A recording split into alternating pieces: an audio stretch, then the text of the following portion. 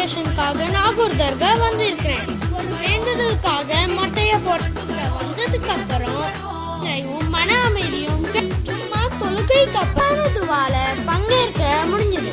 இப்போ நாகூர் பீச்சுக்கு வந்திருக்கிறேன். இங்க ஃபேமிலியோட என்ஜாய் பண்ண சேஃபான பீச். நாகூர்ல இருந்து 15 கிலோமீட்டர்ஸ்ல ஃபேமஸான வேளாங்கண்ணி சர்ச்சுக்கு தான் வந்திருக்கிறேன். இந்த சர்ச்ல பிரேயர்ல கலந்துக்கிட்டேன். இங்க நல்வழக்க தீர்ப்பனைகள் செய்யப்பட்டது. இது ஒரு நல்ல டூரிஸ்ட் பிளேஸ்.